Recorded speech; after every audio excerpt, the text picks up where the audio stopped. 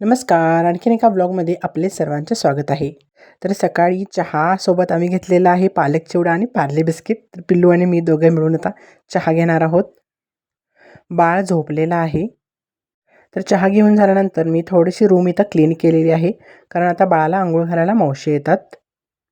जवळपास 9:30च्या दरम्यान बाळ उठतो आणि थोडासा खेळतो, दूध वगैरे पितो आणि त्यानंतर मावशी येतात. मग त्याला तेलाने व्यवस्थित मालिश वगैरे होते आणि मग त्याला अंघोळ घातली जाते.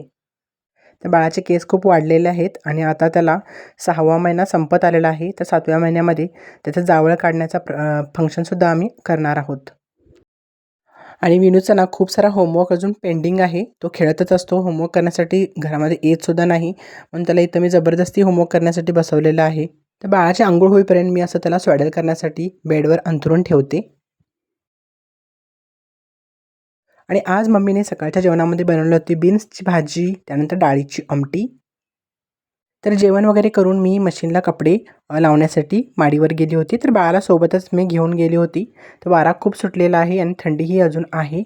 तर बाळाला वरतीच झोप आली म्हणून मी त्याला वरती माडीवरतीच थोडा वेळ झोपवलेलं सुद्धा होतं.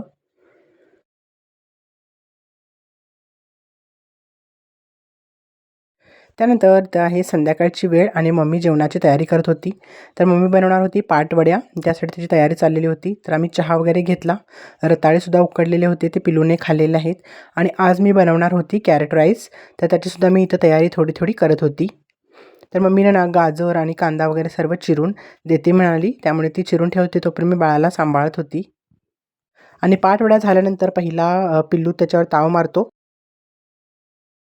आणि इथं पहा मम्मीनं गाजर, कांदा, कोथिंबीर सर्व चिरून ठेवलेलं आहे आणि मी आली आणि पटकन फोडणी मारलेली आहे. तर जास्त काही मसाले वगैरे घातलेले नाही. जिराची फोडणी घातलेली आहे. त्यानंतर आलं लसूण पेस्ट घातलेली आहे. कांदा घातलेला आहे आणि गाजर घातलेलं आहे आणि परतून घेतलेलं आहे व्यवस्थित. चवीनुसार मीठ घातलेलं आहे. याच्यामध्ये घातलेलं आहे हळद. तिखट मी वापरलेलं नाही कारण पिलू खाणार असतो म्हणून. कोथिंबीर घातलेली आहे आणि भात अगोदर बनवून घेतलेला होता मम्मीने, तर तो भात मी इथं घातलेला आहे. आणि सर्व मिक्स करून अशा प्रकारे माझा कॅरट राईस तयार झालेला आहे.